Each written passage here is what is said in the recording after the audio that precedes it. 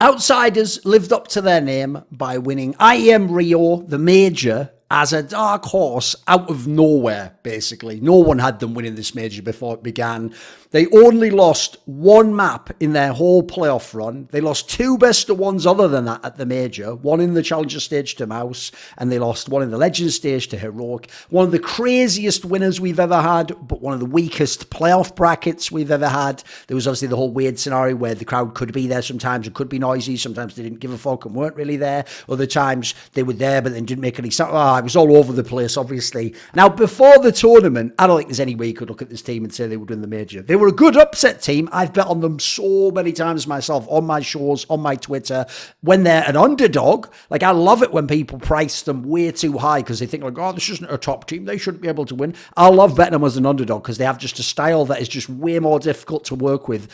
It's not about the skill of their players. If you can't handle their style, you're going to have a tricky time with it no matter what, no matter how much better your AWPer is or how much better your raw rifle players are, etc. Now, you look at the tournaments they had. Look, they had an up and down bag. Like at EPL, look, they almost beat Vitality, the team that eventually won the tournament. I think it actually should have aged better than it probably had. And the RMR, they looked a bit ropey because they got beat straight up by Na'Vi, which is to be expected. But then they lost to OG in a best of three. Okay, that can sow a little bit of doubt. All OG really has is firepower. They went 3-2 over that Swiss system. Then at ESL Rotterdam, they won the tournament. They lost to BO1 to Ents, but whatever. And then they beat Mouse 2-1 in the semis, and they beat Ents 2-0 in the final. The key thing for me about this team was they were always a team with a unique style coming from Jame's idiosyncrasies as a player, but also how he's decided to play Counter-Strike. A lot of late game decision making and a lot of like key calls with not many seconds left that you have to all be on the same page for. So as far as I can tell, he's doing a very good job as an IGL. They were a team that shows cohesion and togetherness, or the aforementioned style would not work, and especially not as often as it does. I think Jame is much better than he used to be as both an AWPer and an IGL. As an IGL, he's one of the best in the world right now. As an AWPer, he's still not one of the best for my money, but he's good. He still has some problems when he saves. Like the joke is, I love it when he gets trapped and can't save. He actually has to go for the 1v2s, and he's pretty good at winning them, right? Fame is a breakout star and already was before the tournament, but who knew how he'd hold up at a major, his first ever. Flit is a legit fragger, but even then, he's never been considered on the level of some of the Na'Vi players, for example, even though, ironically, he was supposed to join Na'Vi before they got Perfecto. And then I would also say, I did have them as my mega underdog. If you go watch my piece for East, but like likely to win were obviously FaZe, Na'Vi, Vitality. They're the big ones. Then I had Cloud9 as my dark horse, because I don't think on paper they were supposed to win, but they were the dark horse. And then for me, unless you wanted to take some crazy flyer on an NIP or something, I wasn't, in Team Liquid, etc.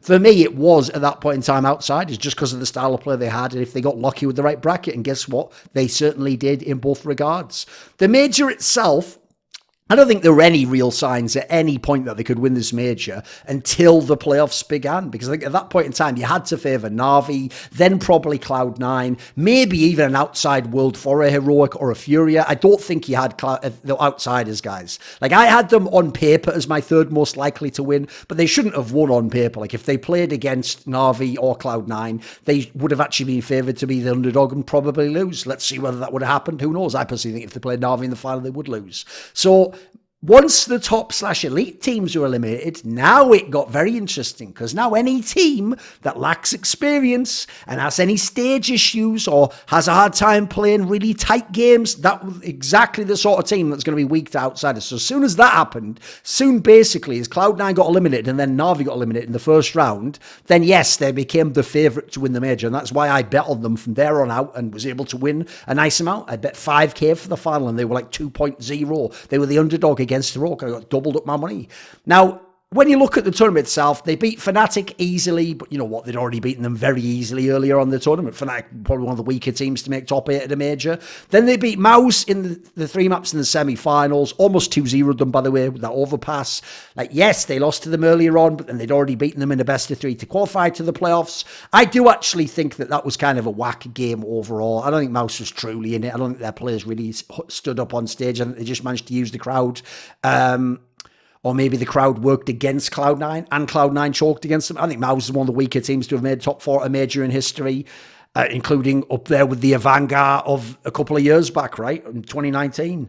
They beat Heroic 2-0 in the final. To me, that was fairly obvious, because even though Heroic matched up well in the map pool and in player-wise and style-wise was an interesting analogue, had some similarities, and certainly looked like they were also a team in great form, everything coming together. The difference is, when you looked at it, first of all, I do think the map pool has started to get better and better and better as the tournament's gone on for outsiders, and then crucially, winning on Overpass the way they did, you just saw Heroic break again, just like they did at the beginning of the series against Furia, but they just were able to come it in that one. You weren't able to overcome it against the outsiders. And Overpass, to win on Overpass was so poetic for the way that this tournament the last few months have gone.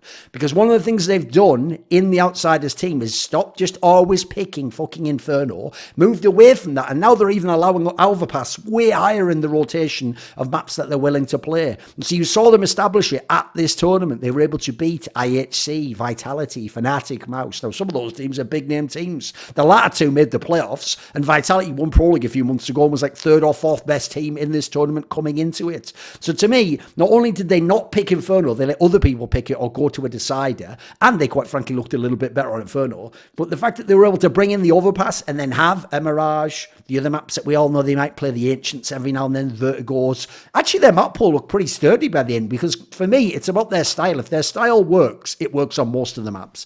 If their style doesn't, or someone underperformed, then yeah, it falls apart. And even on maps they're supposed to be strong on, they won't win. So why, spoiler, I'm not picking the win big tournaments after this. I think this is a one and done for this team, unless it's a smaller tournament. If they're the tournaments with the big top 3 or 4 teams in the world there, I don't think outsiders is winning them. So crucially for me, they held together well as a team, while Heroic didn't. Heroic really looked like they choked it away on that second map, and looked like mentally they were already busted, exerted from the day before, etc. Meanwhile, outsiders just kept rolling and just kept the pressure up, and that was what was so great. Jame called some excellent CSGO at this tournament, right? Quite frankly, having Yekindar leave and then all those bullshit narratives go with Yekindar to Team Liquid that haven't borne out whatsoever. He has not brought any of the style of outsiders / Virtus.pro to Team Liquid.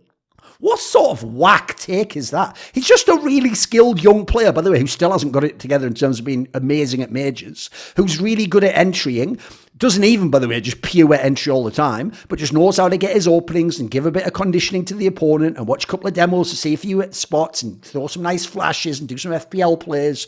This guy wasn't doing any of the shit in Team Liquid that Jame has done in this team. This team looks really well IGL'd. I actually think him and Cadian both did an excellent job at this tournament. That's why their teams were in the final. I think, quite frankly, this is the best tournament all around from Jame as an IGL and an AWPer and an individual player. I don't think I've ever seen him play better overall. That's why he was winning clutches. That's why he was having great halves. He wasn't even having to do too many of those arsehole saves that he used to do that pissed everyone off back in the day. Fame didn't buckle at all in the tournament, which was very impressive. Almost everyone else had at least a series or a map and a half where they just came off the boil a little bit. This guy was just going the whole way through. If it wasn't for the fact Jame IGL'd the game as well, Fame would have been the MVP. It was a very legit 1A, 1B type conversation. And then, quite frankly, they got a very easy bracket. They played Fnatic, Mouse, and then Heroic to win a major. I mean, you can't ask for better than that. Any other major you're going to be playing like Vitality, FaZe Clan, Na'Vi, Team Liquid, who else could it even be? Cloud9, Furia. Like, these are all other teams you could play. Like, I don't think you could ask for a better bracket than that. Hence why, even though they won it in dominant fashion, I actually don't think this was such a crazy major win, beyond how cool the story is. Now, probably the craziest thing about outsiders winning the major, when you just look at it big picture, is not just like Fame's a major champion, Norbert is a major champion, Cake, like that's crazy in itself. But you look earlier in the year, they had a better lineup on paper. They had Buster, who's always been one of the core players for years and years and years and years. You had Yekindar, who was a very good player in that team, looked like he was a key element of why they were so good. On paper, they were better. They just didn't perform better. And even though actually it was still up and down as to how good the scene was in terms of parity, yeah, they were underwhelming with that lineup. You would think once Yekindar left, the whole team's dead and it's done for. Quite frankly, I don't look at the Futures team. I think it's a world beater. It's going to be a top team. They're not going to have a dynasty or an era. No, let's not be saying, like, forget about them winning that Grand Slam challenge. That's not even happening.